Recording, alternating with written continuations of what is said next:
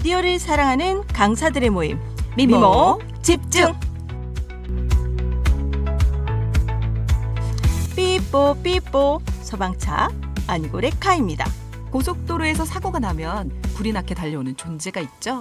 미디어에서도 시끄럽게 소리내며 빛의 속도로 이슈를 나르는 자들이 있습니다. 유튜브 속 사이버 레카를 미디어 페트롤에서 이야기해봅니다. 우천시의 장소를 옮긴다는 안내 문구에 우천시가 어디예요? 라고 물은 학부모가 있다고 하는데요. 요즘 어른이나 아이나 문해력이 문제입니다. 미디어에서도 문해력이 필요한데요. 일상에서 때려야 뗄 수 없는 미디어 문해력.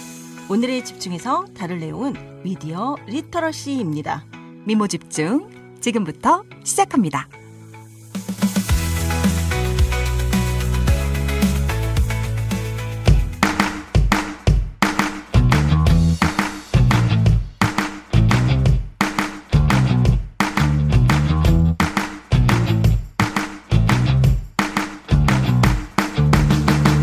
안녕하세요. 오늘 미모 집중 진행을 맡은 최윤영, 한미경 강사입니다. 네, 미디어 이슈, 트렌드를 소개하고 나눠보는 미디어 페트롤 시간입니다. 오늘 미디어 페트롤 진행해 주실 유재 쌤 나오셨습니다. 안녕하세요. 안녕하세요. 유지혜입니다. 네, 오늘 미디어 페트롤에서 다뤄볼 내용은 뭘까요? 네, 최근 천만 유튜버 쯔양 사건으로 인해 경각심을 일으키고 있는 사이버 레카에 대해서 다뤄볼까 하는데요. 두 분도 쯔양 사건에 대해서 알고 계시죠? 네, 정말 적잖이 전 국민에게 충격을 주지 않았나 이런 생각이 들어요. 약간의 사건을 요약하자면 쯔양은 전 남자친구이자 소속사 대표였던 A씨에게 불법 촬영물 유포를 빌미로 폭력과 협박, 금품 갈취를 당했다고 밝혔습니다. 쯔양이 A씨에게 받지 못한 미정상금은 40억 원이 넘는다고 해요. 그리고 그에게 착취를 당한 기간도 무려 4년이나 된다고 합니다. 쯔양은 A씨를 폭행, 협박, 통신매체 이용 음란 등의 혐의로 고소했으나 해당 형사사건은 A씨가 수사 과정에서 스스로 목숨을 끊음으로써 공소권 없음으로 종결이 된 걸로 알고 있습니다. 제가 쯔양하면 이렇게 작은 그 여리여리한 체구에 많은 양의 음식을 생글생글 웃으면서 맛있게 먹는 호감형 유튜버잖아요. 네, 맞아요. 네. 네, 이번 사건을 접하면서 너무 놀랬고 마음이 아프더라고요. 저 정말 안타깝더라고요. 그러게요. 다들 안타까운 마음이실 것 같아요. 쯔양의 안타까운 과거 이야기도 놀랍지만 더욱 놀란 건 이 얘기가 세상에 까발려지게 된 게 바로 사이버 레카라고 불리는 유튜버들 때문인데요. 사이버 레카라고 불리는 유튜버 구제역 측에서는 개인사를 폭로하지 않는 대신 리스크 관리 컨설팅이라는 명목으로 계약을 했다고 주장을 하고 있죠. 돈을 많이 받고 수많은 제보를 차단해서 비밀을 지켜주겠다는 건데, 네, 쯔양 측 주장에서는 영상을 다 만들어 놓고 공개 버튼만 누르면 바로 방송이 될 수 있게 만들어 놓고선 위기 관리를 해주겠다는 말로 구제역 측이 돈을 요구했다고 합니다. 사실 이건 얼마 전에 쯔양 측에서 2차 폭로로 의해서 밝혀지기도 했죠. 앞으로 검찰 조사를 계속 지켜봐야 할 텐데요. 그래서 오늘은 왜 이런 일이 벌어지게 된 건지 사이버 레카에 대해서 이모저모 얘기 나눠보려고 합니다. 네, 우선 이름부터가 사이버 레카잖아요. 레카는 우리가 흔히 말하는 그 고속도로의 그 견인차 아닌가요? 네, 많이 들어보셨죠.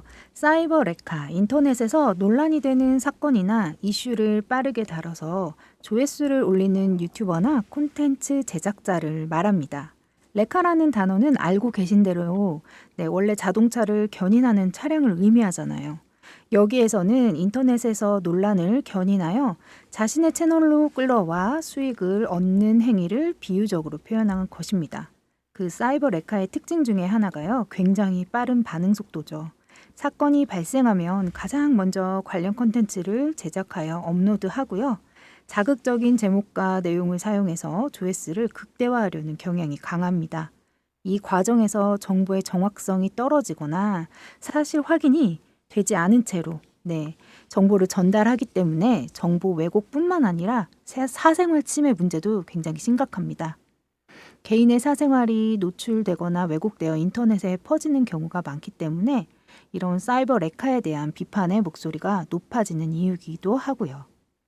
네, 저도 이제 유튜브에서 이렇게 사이버레카들이 글을 올린 썸네일을 봤던 기억이 좀 나는데, 최근에만 이런 일이 있었던 건 아니죠. 그리고 이 쯔양처럼 피해 입은 사람들이 많을 것 같은데요. 쯔양이 처음은 아니죠. 네, 그렇죠. 사실 이 사이버 레카 문제는요, 몇 년 전부터 계속 나오던 문제입니다. 유튜브에서 스포츠 스타, 연예인, 정치인 등의 치부를 들춰내거나 이를 영상으로 올리지 않는 조건으로 돈을 뜯어내는 사례가 끊이지 않고 있습니다. 예를 들면 서울중앙지검이 지난 5월 유명 유튜버 엄태웅 씨를 구속 기소했는데요. 이 엄 씨는 압구정 롤스로이스 사건의 가해자 신모 씨의 고등학교 선배인 A 씨에게서 신 씨와의 친분이나 A 씨의 별도 범죄 의혹을 방송하지 않는다는 조건으로 3억 원을 뜯어낸 혐의를 받고 있습니다. 유튜버들의 폭로성 콘텐츠로 인해 피해를 보는 사람이 많은데요. 지난 2022년 유튜버 잼미는 극단적 페미니스트라는 성향이라는 지목을 받았고 인터넷상에서 사이버 불링에 시달리다가 스스로 목숨을 끊는 안타까운 일도 있었습니다. 그래서 같은 해 2월에는요. 청와대 국민청원에 조회수를 올리기 위해 허위 사실을 유포하는 일부 유튜버들을 강력 처벌해달라는 글이 올라와 사흘 만에 10만 명이 넘게 동의를 받기도 했습니다. 네, 저희 이제 유튜브 이렇게 보면 그 썸네일에서부터 연예인의 비밀 연애라든가 또는 과거 사생활 폭로하는 그런 영상들이 이렇게 막 수십 개씩 막 올라오는 거를 봤어요. 그러니까 그게 다 제보를 받은 영상이 아니라 이게 이미 올려진 영상을 2차, 3차 짜집기 가공해가지고 이슈 영상을 만드는 거죠. 그리고 그걸 이용해서 조회수를 올리고 그걸로 또 광고 수익을 얻는 유튜버들도 많이 있더라고요. 그쵸. 사이버 레카들은 조회수를 올리기 위해 가짜 컨텐츠와 폭로성 컨텐츠를 만들어서 수익을 얻는 범죄 행위를 서슴지 않고 있습니다. 하지만 또 문제는 유튜브는 이를 방치하고 있다는 비판을 받고 있습니다. 제가 요즘에 유튜브를 보니까 이런 사이버 레카의 성격을 띤 채널들이 더 늘어난 것 같은 느낌이 들거든요. 어떠세요? 다들 그렇게 느끼셨나요? 맞습니다. 저도 그렇게 네. 생각해요. 근데 이 채널들의 문제가 본인 목소리도 아니고 어느 분은 이제 얼굴 공개도 안 된 상태에서 이제 성우 인공지능 선언 우리 AI가 네네네. 이제 아무래도 붐이 불다 보니까 이런 부분들을 사용을 해서 이제 쇼츠를 올려놓는 거예요. 근데 이게 진짜인지 가짜인지 믿을 정확히 수가 알 수, 없어요. 맞아요. 알 수도 없어서 이거 진짜 문제다 생각하는데 이거 왜 그러는 걸까요? 맞아요. 기술이 발전한 만큼 이런 사이버 레카 채널들도 이런 기술력에 상승해서 더 정밀하게 더 가짜 뉴스를 만들고 있는 것 같습니다. 다양한 유튜브 컨텐츠 중에서도요. 가장 만들기가 쉽다고 해요. 이런 사이버 레카 영상은. 왜냐하면 카메라 장비 빼고는 제작 비용이 거의 들지 않아서 진입 장벽이 낮고요. 이런 어그로성의 소재를 다루다 보니까 소재가 고갈될 일도 거의 없기 때문에 경쟁이 치열하다고 합니다. 네, 심지어 유튜브 수익화에 도움이 된다며 일종의 사이버 레카로 채널 컨셉을 맞추라는 유튜브 컨설팅도 있다고 하더라고요. 이런 채널 컨셉을 맞추라는 컨설팅도 있는데요. 정치적, 사회, 그리고 연예 이슈로 나눠볼 수 있는 이런 사이버 레카를 말솜씨만 있으면 그런 혐오, 편가르기로 갈등을 일으키면서 조회수를 끌게 하는 장사들도 속출하고 있다고 합니다. 네, 이렇게 마구잡이로 이슈를 좀 확장을 시켜서 여론이 끌고 가는 게 아니라 이들이 여론을 끌고 가는 그런 상태가 됐는데 이런 유튜브들을 사이버 레카라고 부르는 게 좀 적절한 것 같네요. 자, 근데 이런 말이 언제부터 등장했는지 2018년에 유튜버 김성회 씨가 본인의 영상에서 레카라는 표현을 처음으로 사용한 게 그 시작이었다고 합니다. 이 단어가 널리 퍼질 시기인 2020년에는요. 남의 결점이나 불행을 자극적으로 포장하거나 왜곡해서 혹은 심지어 사실 여부도 확인하지 않고 광고 수익 등 사익을 챙기는 그 유튜버들에 대한 분노와 경멸감으로 그런 레카라는 단어를 사용하기 시작했다고 합니다. 사실 그 유튜브가 있기 전에 속칭 기레기라고 불리는 그런 황색 언론 기자들에 의해서 폭로되고 혐오를 일으키는 일도 있었는데요. 유튜브 시대가 도래하면서 그게 좀 더 많아진 것 같습니다. 네, 그런 것 같아요. 맞아요. 그런 뉴 미디어, 유튜브로 대표되고 있죠. 뉴 미디어가. 네, 이런 뉴 미디어가요. 매스 미디어를 서서히 대체하는 과정에서 등장하였습니다. 사실상 그 황색 언론의 역할을 그대로 수행한다고 볼 수 있죠. 맞아요. 그게 언론 같은 경우는 그 게이트키핑이라는 절차라도 있잖아요. 그래서 한 번에 필터링을 하는데 맞아요. 이제 유튜브 같은 경우는 거의 1인 미디어다 보니까 어떤 필터링 없이 그런 식의 그 컨텐츠들을 그냥 내보내는 데서 문제가 되는 것 같습니다. 네. 혹시 최근에 그 개봉한 영화 댓글 부대 보셨나요? 두 분 어떻게 보셨나요? 보셨나요? 네, 저는 이렇게 좀 짜집기로 대충 좀 아, 봤어요. 네. 저도 사실은 그 이제 간편 영상 뭐 이렇게 해서 왜 긴 영상을 못 보잖아요. 그런 걸로 이제 본 기억이 있는데 여기에 보면은 아주 이제 멀쩡한 사람을 인터넷 커뮤니티하고 이제 SNS에서 작업을 해요. 그래서 인플루언서를 만들었다가 갑자기 나락으로 뚝 떨어뜨린 다음에 결국은 목숨을 잃게 만드는 일을 아무렇지 않게 이렇게 표현을 하거든요. 이게 이제 유튜브에서만 일어나는 일이 아니라는 거죠. 그렇죠. 사이버 레카 콘텐츠를 그 활용해 돈을 버는 유튜버들만 주목하는 경우가 많잖아요. 지금까지 저희가 또 다뤄놓은 게 그러니까. 근데 사실은 유튜브 이전 시대부터 각종 인터넷 커뮤니티에서도 금전적인 이득이 될 게 전혀 없음에도 그런 남의 결점을 공론화시키고자 하는 인원이 늘상 있어 왔고요. 유튜브 이후로도 비슷한 레카 성향의 사람들이 여기에 동조하며 일이 커지는 경우가 많습니다. 그렇죠. 이제 그 유동 인구가 많거나 또 많은 수의 커뮤니티에서 이슈가 된 사안들 혹은 화제가 된 영상일 경우에 이제 그 커뮤니티에서 댓글까지 이렇게 짜집기하는 경우도 있다라고 들었어요. 그러니까 사실을 가짜로 둔갑시키고 네. 공인기업도 SNS 사안을 만들어서 공론화시키고 이슈를 생산하고 빌드업해서 상대 업체를 깎아내리는 그런 노이즈 마케팅 이런 것을 이제 이용을 한 거죠. 그 사실 이 레카차는 사고 현장에서 차를 마구 끌고 가서 공업사에 데려다주고 고치기라도 그쵸. 해주는데 이 사이버 레카는 피해자를 2차, 3차 더 피해를 입게 만들잖아요. 그래놓고는 사실이 밝혀지고 나면 나몰라라 하는 게 진짜 너무한 것 같습니다. 그쵸. 무분별한 이슈 후에 사실이 밝혀지면 나몰라라. 이번 사건도 그렇잖아요. 저희 쯔양 사건도. 네, 저도 사후 정말 감사하고. 이해가 안 되는 게 네. 구자역의 태도인 것 같아요. 네, 그쵸.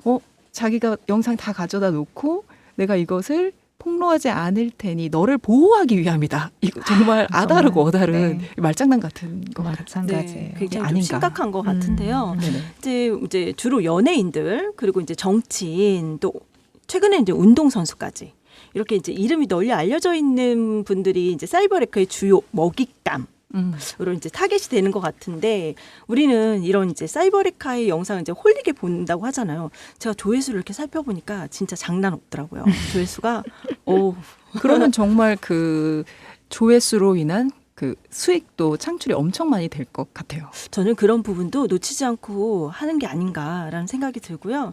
네, 그런데 문제는 이런 혐오와 조롱을 왜 우리가 아무렇지도 않게 보고 있는지 그게 궁금한데요. 네. 안타깝게도 우리가 이제 유튜브를 보게 되면 과장된 썸네일과 문구 그리고 낚시성 제목 워낙 양이 많아지면서 혐오 콘텐츠의 보편화가 되다 보니 허위 정보나 가정된 문구 검증되지 않은 정보들이 확산이 되고 우리가 아무렇지도 않게 보게 되는 거죠. 네, 썸네일을 살펴보면 뭐 이런 거 있어요. 충격, 논란, 드디어 밝혀졌다. 이런 단어들이 정말 이제 원색으로 딱 띄어서 클릭을 하게끔 유도를 하는 것 같기는 해요. 맞아요. 저도 모르게 누르고 있는 거죠. 그런데 한편에서는 기자들이 파헤치지 못한 부분을 유튜버가 밝혀내는 그런 긍정적인 부분도 있다고 하는데요. 이런 건 또 어떻게 봐야 할까요? 네. 유명인의 숨겨진 악행을 만천하에 고발함으로써 피해자와 대중의 의견을 대변한다는 점. 네.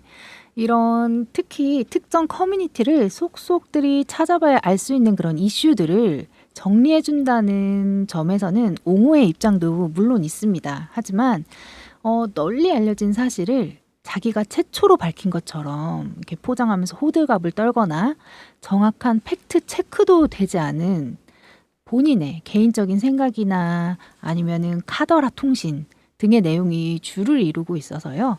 신념이나 철학을 갖고 탐사 보도하는 인터넷 언론과는 다르게 봐야 합니다. 네, 지금 이렇게 긍정적인 시각도 있지만 대부분은 그렇지 않잖아요. 그러니까 그쵸. 이렇게 사이버레카가 자꾸 생겨나는데 이들이 이제 문제성이 발견이 됐을 때 법적 처벌이 된 적이 있었을까요? 아, 네. 요즘에 또 탈덕 수용소라고 해서 케이팝계에서는 악명이 높았던 탈덕 수용소가 있는데요. 온갖 날조미 사실들을 동원해서 아이돌을 비방하는 것은 물론 자신에게 불리한 댓글은 죄다 삭제를 했었습니다. 장원영 씨는 최근에 1억 원의 손해배상 소송에서 패소를 하였습니다. 근데 구글 본사가 있는 캘리포니아주 북부지법에 정보 제공 명령을 신청해서요. 구글로부터 탈덕 수용소 계정 주인의 정보를 전달받았다고 합니다. 덕분에 이제 사이버 레카들은 해외 기업인 유튜브 뒤에 숨는다고 국내 법망을 피해갈 수는 없게 됐죠. 네. 그렇죠. 이렇게 악의적인 사이버 레카들이 이제 더 이상 설 자리가 없도록 우리가 해야 되겠는데요. 사실 소송까지 가야 하는 어려움이 있습니다. 유튜브 자체적으로 사이버 레카들을 규제한다거나 제도적으로 멈추게 할 수 있는 그런 방안은 없을까요? 네, 유튜브 가이드라인이 있는데요. 여기는 뭐 괴롭힘, 증오 이런 것들에 대해서 자체적으로 잘 되어 있긴 하는데 명예훼손에 관한 증명과 신고를 피해자가 직접 해야 된다고 합니다. 그게 문제인 것 같아요. 네, 항상. 맞아요. 잘 들어주지도 않아서 아무래도 장벽이 아직까지는 높다고 봅니다. 왜냐하면 워낙 많은 채널 영상들이 관리가 안 되고 있기 때문이에요. 그래서 이번 찌양 사태의 경우도요. 사이버 레카 채널 수익 중지가 된 건 다들 알고 계시잖아요. 네. 사회적으로 이슈가 되고 소송이 됐기 때문에 이것 또한 가능했던 게 아닌가 싶습니다. 네, 제가 어저께 한 미디어 커뮤니티에서 사이버 레카라는 글귀가 보여서 얼른 클릭을 했는데 거기에서 이런 얘기를 하더라고요. 그러니까 다음 중에서 사이버 레카에 가장 피해 입은 사람은 누굴까? 근데 그 목록에 뭐 연예인들 그리고 뭐 운동선수? 근데 제가 눈에 띄는 게 아까 전에 앞쪽에서 이제 장원영 씨 얘기 나왔었잖아요. 근데 그분이 이제 1등으로 꼽힌 걸 보고 깜짝 놀랐거든요. 그래서 그런 사태들이 자꾸 이렇게 일어나다 보니까 굉장히 많은 이슈도 되고 사람들이 문제를 좀 많이 제기하는 것 같네요. 자, 사이버레카 이렇게 설치고 다니고 있는데 유튜브를 시청하는 우리들도 이제 할 수 있는 일이 있지 않을까라는 생각이 드는데 어떠세요? 아, 네. 저희도 이제 그 미디어 리터러시 수업 같은 거 나가잖아요. 그러면 이제 아이들한테도 이야기를 해요. 그런데 네. 정작 이제 우리도 그거 함께 동참할 수 있을 것 같은데 이제 영상을 봤을 때 좀 우리 아까 AI가 만든 그런 영상들 그냥 이거는 보면서도 느껴지는 이건 아닌데 싶은 그런 영상들을 만났을 그쵸. 때에는 저희가 이제 그 더보기 눌러서 신고한다거나 또는 관심 없음 이런 걸 좀 적극적으로 표현하면서 우리도 시청해야 하지 않을까 이런 생각이 듭니다. 네, 맞습니다. 맞아요. 자극적인 썸네일을 보고 우리도 이미 알고 있으니까 그런 거에 현혹돼서 클릭하지 않도록 자체 검증을 하는 것도 중요할 것 같습니다. 네, 사이버 레카 미디어 최신 이슈를 전해주신 우리 유재 선생님 고맙습니다. 감사드립니다. 네, 뒤에 코너도 이어서 갈 거니까요. 안 안녕 가요? 하지 말아요. 네. 네네. 자, 미디어 페트롤 오늘은 1000만 유튜버 찌양 사건을 계기로 유튜브 생태계를 혼탁하게 만드는 사이버 레카에 대해서 알아봤습니다. 내 번호는 집중되고 라디오에도 집중되네 미디어 강사들의 수다 집중 미모 집중시 미모 집중 오늘도 눈이 가 미모 집중 심장도 뛰게 해 유 미디어의 구석구석 이모저모를 알아보는 시간 오늘의 집중. 미디어 리터러시. 디지털 교육에 대해서 많이 들어보셨을 텐데요. 오늘은 미디어 리터러시에 관해서 박은영 강사님을 모시고 이야기 나눠보도록 하겠습니다. 박은영 강사님 인사해 주시죠. 네, 안녕하세요. 박은영 강사입니다. 오늘은 미디어 리터러시에 관한 이야기 나눠보도록 하겠습니다. 네, 미디어 리터러시, 뭐 디지털 리터러시 이렇게 들어보면 용어를 정말 어려워하시는 분들이 많더라고요. 먼저 그 뜻부터 설명을 하고 들어가 볼까요? 네, 저도 이제 미디어라고 얘기하면은 사람들이 떠올리는 것들이 여러 가지가 계신데요. 미디어의 원뜻은 중간, 사이를 뜻하는 라틴어에서 왔습니다. 저희가 뭐 중학교 미들스쿨, 미디엄으로 익혀주세요에 비슷하다고 보시면 돼요. 다른 사람 사이에서 생각이나 정보를 전달하는 게 미디어라고 보시면 되고요. 리터러시는 라틴어 레터라는 그러한 문자에서 왔습니다. 그러니까 처음에는 미디어가 문자, 글로 되어 있었기 때문에 문자를 잘 읽고 쓰는 거. 그래서 문해력이다도 부르는 그 용어가 바로 리터러시라고 할 수 있습니다.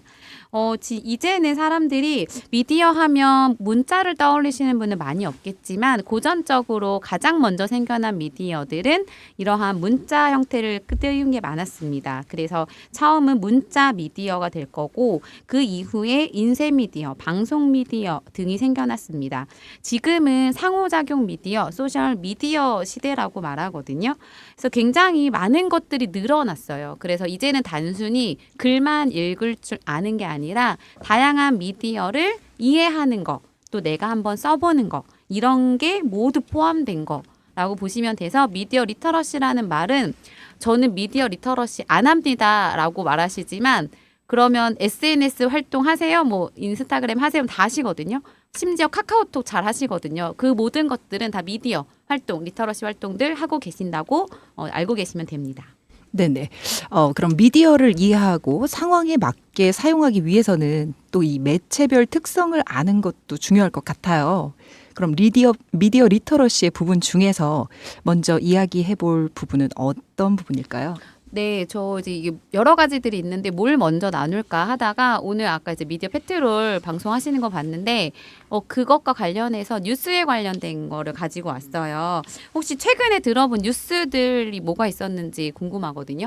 뉴스. 네, 저는 미디어 페트롤에서 다뤘던 뭐 쯔양 사태 그리고 이제 얼마 전에 여행 다녀왔거든요. 그래서 네네. 여행지 내가 지금 거주하는 곳이 아니라 여행지 그 날씨 같은 것도 네. 좀 알아보고 그런 뉴스를 좀 봤던 것 같아요. 네, 우리 한미경 강사님 혹시 뭐 들어오셨어요?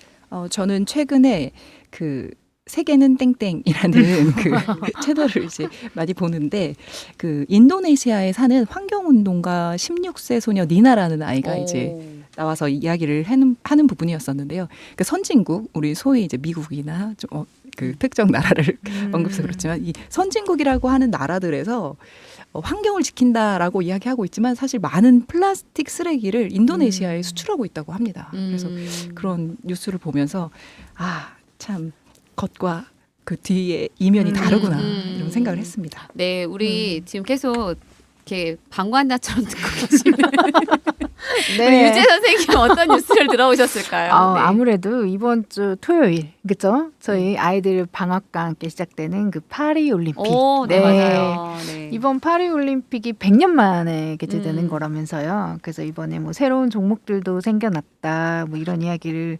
들으면서 기대를 하고 있습니다. 안타깝게 뭐 우리나라는 볼 경기가 많이 없지만 좀 안타깝지만 네, 네. 그 지금 다 이야기하셨던 것들이 다 뉴스라고 생각하시면 좋을 것 같아요. 지방에 있는 소식, 인도 뭐 이런 데랑 파리, 타방의 소식을 듣게 되거든요. 그 모든 것들이 뉴스입니다. 그거를 포함해서 예전에는 대중매체로 들을 수 있었던 것들이 뭐 유튜브나 여러 가지 매체들로 들리고 있고요. 대한민국에는 이제 인터넷 언론사가 12,000개 정도 된다라는 통계도 있는데 여기에 뭐 블로그나 여러 가지들을 합치면 정말 많은 뉴스들이 우리에게 쏟아지고 있는 시대에 살고 있습니다. 네. 그런데 이제 우리가 접하게 되는 정말 많은 양의 뉴스들이 있는데 그 중에서도 우리가 좀 조심해야 할 것들도 있을 것 같아요. 저희가 오늘 미디어 페트롤에서도 다루었던 내용과도 연관이 될 것 같은데요. 어떤 점을 우리가 주의해야 할까요? 네, 많은 분들이 이제 약간 방금도 우리 얘기했지만 찌양 사건이나 여러 가지를 통해서 듣게 될 때 그 구제역이나 그런 사람들이 하는 말투 중에는 다 거짓만 있는 게 아니에요. 그 중에 진실을 살짝 섞어서 정보인 것처럼 내기 때문에 사람들이 속는 거거든요. 그래서 우리가 이런 것들을 허위 조작 정보라고 말하고 여기에는 일부러 해를 끼칠 의도를 가지고 있는 것들을 살짝 섞는 겁니다. 그래서 많은 사람들이 왜 그거에 속냐라고 하는데 뻔한 거짓말을 하지 않기 때문에 속는다고 보시면 돼요. 그래서 우리가 좀 이런 것들을 약간 미개하니까 한다가 아니라 실제로 2023년 5월에 무슨 일이 있었냐면 펜타곤이 불타고 있는 사진이 올라왔습니다. 그래서 이거를 이제 러시아에서 매체들이 엄청 떠들고 인도에서 하고 막 이래가지고 세계적으로 반나절 만에 후루룩 그 모든 사진이 퍼졌어요. 그래 트위터, 뭐 페이스북 다 올라왔는데 결과적으로는 AI 합성 사진으로 밝혀졌어요. 근데 그 짧은 시간 안에 그 미국의 주가가 1,050억 달러, 우리나라로 139조 원이 떨어졌어요. 와. 네, 그런 일들이 있는 건 이거 이제 누가 한지는 밝혀지지 않았는데 그때 한참 러시아랑 미국이 예민할 때였거든요. 러시아에 누군가 올리지 않았나 뭐 이런 얘기들을 하지만 누구나 속을 수 있고 누구나 그렇게 될 수 있다라는 것들이 좀 주의해서 우리가 허위 조작 정보 드러나지 않는 경우가 훨씬 많습니다. 그래서 우리가 곧 보는 눈을 좀 기르시면 좋을 것 같아요. 그러니까 누군가는 이득을 얻고 누군가는 그 피해를 보는 그런 일이 있는 것 같습니다. 이 허위 조작 정보는 그래서 조심해야 될 것 같다는 생각이 들어요. 경제적 네, 소실이 맞아요. 어마어마합니다. 네, 네. 그러니까 이렇게 AI가 발전이 되는데 앞쪽에서도 목소리 변조했잖아요. 근데 네. 이 펜타곤 화재 정보, 이 화재 조작 사건 이 부분도 AI가 만들어진 네, 이미지라는 맞아요. 거에 우리가 발전을 하는데 이게 이런 가짜 뉴스 이런 거에 활용되는 게 너무 좀 안타까운 것 네, 같아요. 맞아요. 뭐 보이스피싱 포함한 여러 가지들이 범죄 개인에게 피해 주는 사실도 굉장히 많아지고 있거든요. 그래서 우리가 좀 그런 것들 보는 눈을 기를 필요는 있습니다. 네. 네, 그러면 앞쪽에서 이제 뭐 조작 정보, 가짜 뉴스 이렇게 말씀해 주셨는데 어떤 뉴스가 좋은 뉴스라고 할 수 있는지 또 이제 우리가 뉴스를 볼 때 이런 기준을 어디다 두고 봐야 되는지 한번 알아볼 수 있을까요? 네, 그 뉴스의 가치를 이야기할 때 저희가 크게 5가지를 이야기하고 6가지를 얘기하거든요. 그래서 그런 것들을 하나씩 살펴보면 좋을 것 같은데 첫 번째는 저명성이라는 게 있습니다. 저명성은 좀 그 분야의 전문가들이 이야기한 것들 좀 믿을만하다. 여기서 전문가는 유명하다는 거랑 좀 다른 것 같아요. 유명하지 않지만 전문적 지식을 가진 뭐 교수나 박사 혹은 뭐 의사 전문적인 그 자격증을 가진 사람들이 이야기했을 때라는 거고요. 또 하나 좋은 뉴스로 할 수 있는 것은 약간 영향성. 그래서 이걸로 인해서 많은 사람들이 실제로 어떤 영향을 주고받을 수 있어야 돼요. 예를 들어서 작은 골목에 발생한 교통사고보다 저희가 그때 이제 한참 서울에서 발생한 사망 사고를 많이 낸 그 급발진 사고들이 있었잖아요. 그런 것들이 큰 뉴스로서 주목을 받게 되는 거죠. 그리고 또 하나는 시의성이라는 게 있습니다. 시의성은 이제 최근과 가까운 거. 그 라이벌 레카들이 잘하는 것 중에 하나가 옛날 사건인데 마치 지금처럼 올리는 거 있어요. 정말 좋지 않은 뉴스인 거죠. 그리고 이제 그 외에는 신기성과 근접성, 갈등성이라는 게 있는데요. 신기성은 말 그대로 좀 많은 사람들의 관심을 끌 만한 주제. 그리고 근접성은 이제 자기가 사는 지역을 중심으로 자기하고 좀 가까운 거. 그래서 우리 뭐 경기도를 기준 수원에서는 경기도 뉴스가 굉장히 핫한데 상대적으로 저 제주도에 어떤 정책이 이루어진다는 건 경기도에 살고 있는 수원 시민들은 별 관심이 없거든요. 그래서 근접성도 하나의 가치로 인정을 받고요. 마지막으로는 갈등성. 이제 갈등성은 그 미디어의 기능 중에 사회적 상관 조정 기능이 있거든요. 서로 다른 그런 의견을 가진 사람들의 의견을 조정해 주려 미디어가. 그래서 그러한 것들을 다룰 때 좋은 미디어 뉴스라고 할 수 있습니다. 아, 그렇군요. 시의성, 저명성, 영향성, 신기성, 근접성, 갈등성. 네. 맞나요? 네, 맞습니다. 네, 우리 오. 좀 꼭 기억하도록 하죠.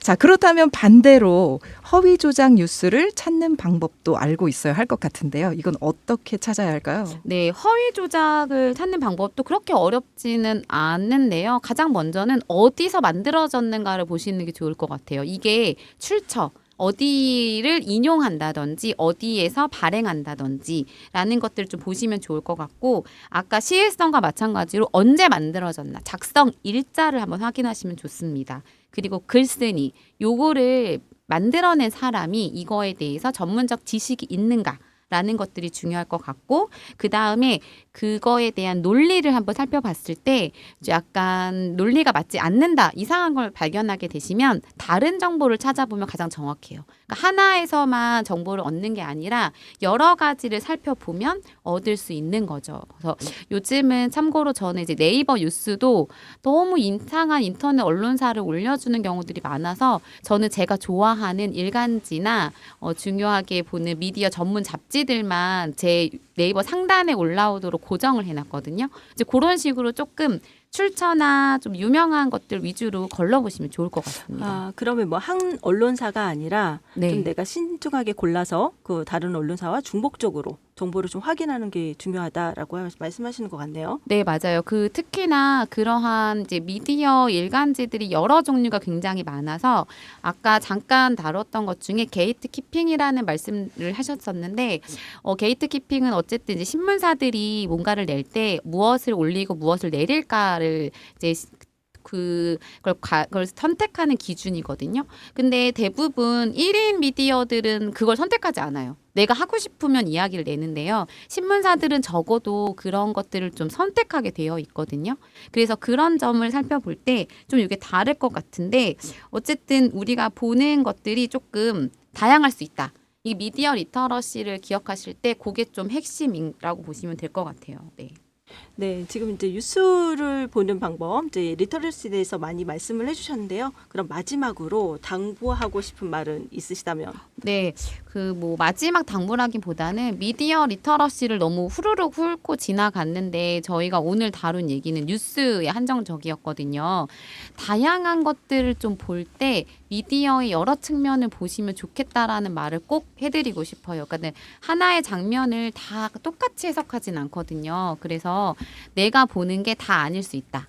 왜 악마의 편집이라고도 하는데 이제 그런 것들 보면 전체 내용을 보면 그렇지 않았는데 이제 미디어가 교묘히 편집하는 경우들이 있거든요. 그러니까 이제 우리가 그런 점을 좀 잘 주의 깊게 봤으면 좋겠다라는 말씀을 드리고 싶고요. 또 하나는 어쨌든 그 미디어 리터러시에는 가장 중요한 영역이 본인의 책임과 이러한 태도를 기르는 거거든요. 그래서 아까 우리 페트롤 마지막에도 우리가 이거를 어떻게 주의할 것인가, 뭐 신고한다든지 참여하는 것처럼 우리 의견을 좀 잘 낼 수 있는 거였으면 좋겠어요. 실은 미디어가 굉장히 편해졌을 때 우리의 언론의 기능이 굉장히 좋아질 것이다라고 다 얘기했거든요. 뭐 아는 사람이 이야기를 할 수 있는 시대가 되면 우리는 더 평등한 사회를 할 거야라고 했는데 아까 사이버레카에 굉장히 잘 다뤄주셨던 내용 중에 하나가 더 나쁜 정보들이 흘러가면서 악영향을 주는 것들이 많아졌거든요. 그래서 우리가 좀 우리가 민주주의 시민으로서 갖춰야 할 태도를 좀 건강하게 길러내는 걸 좀 주목하면 좋겠다. 그리고 내가 어떠한 뉴스를 봤을 때 이게 왜 좋은지 아니면 또 이걸 왜 나쁜지를 좀 알고 함께 실천하는 콘텐츠들이 많아졌으면 좋겠다. 라는 생각이 좀 들고요. 그리고 저는 어쨌든 이렇게 짧지만 뉴스 리터러시에 대해서 한마디씩 이렇게 제가 들려주셨던 이야기들을 오늘 뭔가를 들으시면서 좀 떠올리면 좋을 것 같아요. 얘가 내 기준이 뭔지. 학생들 수업해 보면 그동안 미디어를 그냥 본 친구도 굉장히 많은데 좀 분석해봐 막 이러면 되게 좋아하기도 하고 신기하더라고요. 그래서 이 방송을 들으시는 분들이 내가 들은 새 정보를 약간 이거는 맞는 얘기일까? 이렇게 떠올리시면 좋을 것 같습니다. 네, 우리 박은영 강사님 오늘 미디어 리터러시, 뉴스 리터러시까지 좋은 말씀 들려주셔서 감사합니다. 네, 감사합니다. 자, 그러면 오늘 저희 이제 방송을 이제 마치는 지금 시간이잖아요. 그러면 우리 이제 쯔양 사태랑 이제 뉴스 활용한 리터러시까지 했는데 오늘 이야기 나눠봤는데 우리 지혜쌤 네. 어떠셨나요?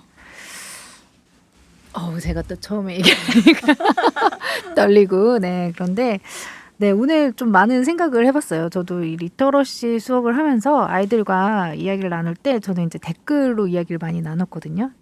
요즘 날씨가 참 오락가락 하잖아요. 그래서 아이들에게 우리가 이렇게 환경에 영향을 많이 받는 사람들이다라고 하면서 여러분들이 앞으로 생활할 이 디지털 환경을 어떤 환경으로 만들 것인지, 맑은 날씨로 만들 것인지, 아니면 이 흐릿한 날씨에서 서로의 기분을 우중충하게 만들 것인지에 대한 생각을 해보자라고 하면서 수업을 마무리를 했었거든요.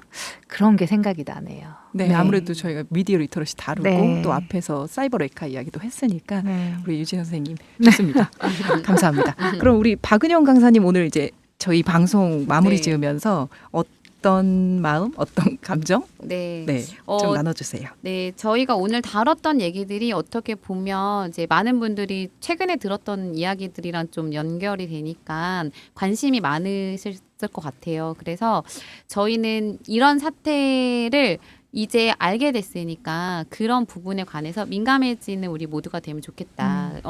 이제 이게 분명히 또 이게 지나고 나면 제2의 구제역이 나올 거예요. 뭐 걔네들 나올 거거든요. 또 그러면 걔네의 컨텐츠를 보고 우리가 돈을 안 벌어주게 하면 되거든요.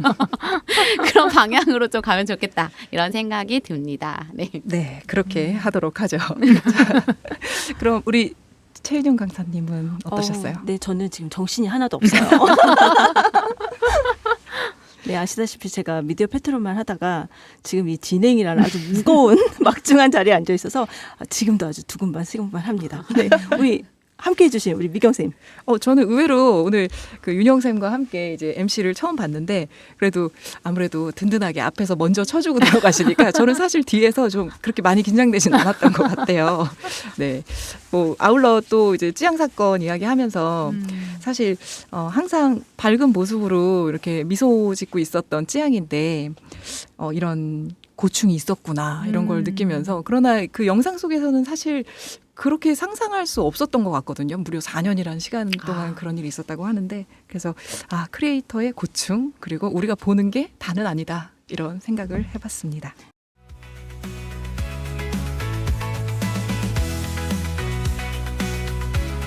미경 쌤, 알고리즘 세탁이라는 말 혹시 들어보셨나요? 네. 간혹 뉴스 기사나 포털 사이트 커뮤니티에서 본 기억이 있어요. 나에게 추천되는 미디어를 세탁해준다?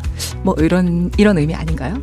플랫폼에서 추천하는 알고리즘의 염증을 느낀 사용자들이 본인의 계정에 알고리즘을 스스로 좀 청정하게 또는 이제 본인의 관심사의 알고리즘으로 이제 바꾸고자 할 때 하는 행동을 말하는데요.